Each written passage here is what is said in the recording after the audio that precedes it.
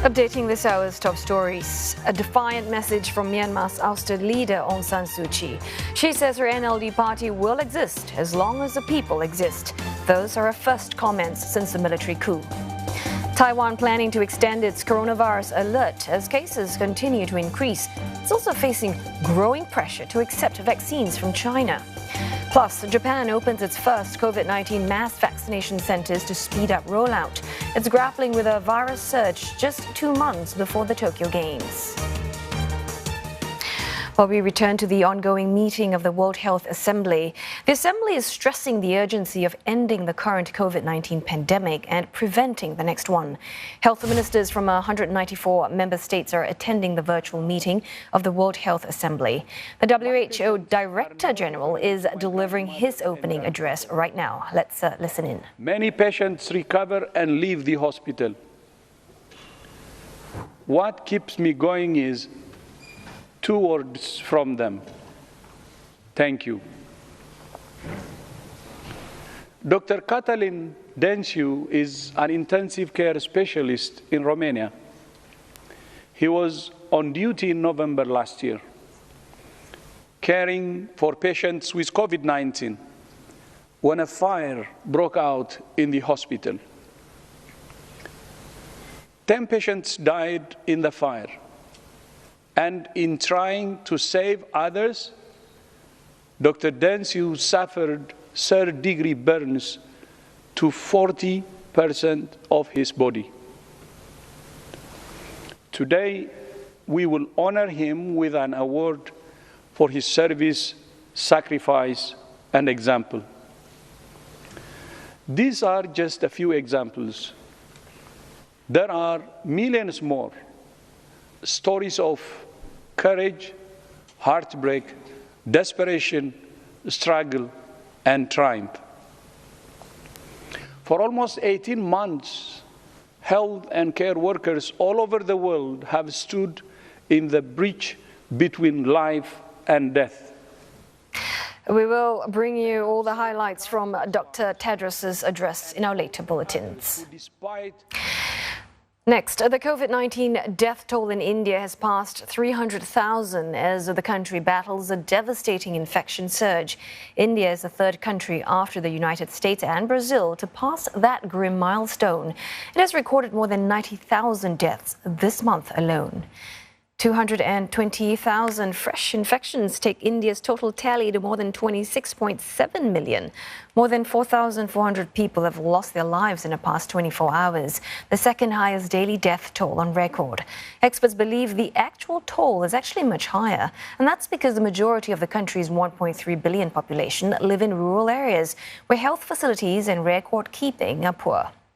At the same time, lockdowns in major cities like New Delhi and Mumbai appear to be stemming the spread. Infection numbers have dipped. Delhi has already extended tough measures. Meanwhile, a stricter lockdown has taken effect in Tamil Nadu. India's second coronavirus wave has overwhelmed hospitals with patients. It has also led to a severe shortage of oxygen and critical drugs. Over 196 million vaccine doses have been administered in the country so far. But Delhi and several other places say they are running low on stock. India has already suspended vaccine exports to meet local demand.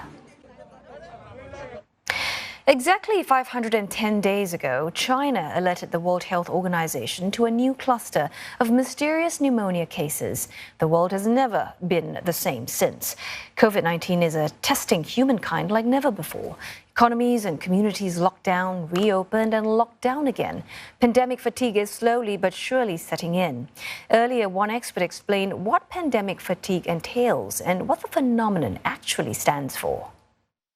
I think pandemic fatigue is very, very real, and it occurs with, when we are in the situation where we are dealing with the pandemic, we have no other ways to go. There's so much restrictions, there's so much helplessness that each one is feeling, and we have no end in sight. And we're just told to just go on and on to deal with it, right? And uncertainty continues to build up. And just when we thought we could see a little bit of light, suddenly everything crashes all over again. And, sometimes, and this time rather, is even closer to home. So many of the parents start to feel the heat because their children are involved in the whole situation. So it's no longer being very far away.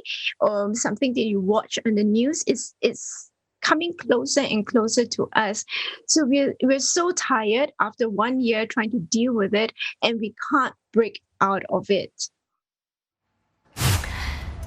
China is expected to produce more than 3 billion COVID-19 vaccine doses by the end of this year. It's also likely to become the first country in the world to administer 500 million jabs. This is despite shortages in some areas due to more people wanting to get vaccinated amid new outbreaks in Anhui and Liaoning provinces.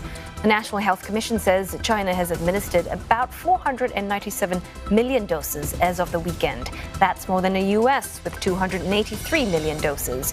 China started its vaccination rollout late last year, starting with people aged between 18 and 59. The country has now expanded the program to more groups, such as people aged 60 and above. The Philippines is looking to launch a COVID-19 vaccine mix and match trial next month. This as the country grapples with an unsteady supply of second doses. The trial is currently awaiting approval, and if approved, it will last 18 months, involving some 1,200 participants. The trial will focus on mixing China's Sinovac shot with other brands that the country has a steady supply of. The government hopes to vaccinate at least 500,000 citizens daily and achieve herd immunity by November. There are concerns the British fruit crops could be lost as farms face a lack of seasonal workers for a second year. COVID restrictions and changes to travel permissions post-Brexit have led to extra requirements to ensure that European staff can make it across borders to the UK. But even with the right documents, seasonal workers say they face extra checks on the continent. Laura McInisherwood reports. Behind the glass at Flavour Fresh nurseries in northwest England, acres of vines hang, their fruits ripe for the picking. But while the work to harvest them has already begun, there are concerns that this year some plants could go to waste as COVID restrictions and Brexit travel changes slow the annual arrival of seasonal workers from Europe. So a lot of them, they are cancelling the contracts with us because they have troubles to fly to England. The problems and the issues, they are from the other country like Germany, French, Belgium, that kind of country. They are close to England. They don't let us to pass, or they make our life harder to can reach England. Steluta has been coming to the UK to work for the last 6 years, while travelling across Europe from her home in Romania has, until now, been straightforward. On her last journey, she says she experienced more police checks and border stops than ever before. The most hard the thing become when they heard we are seasonal worker and we are coming in UK. So we didn't understand why they push and do everything possible to not let us come here in England. She took all the documents. They was force us to go back, no? 90% of the staff in these greenhouses come from Europe.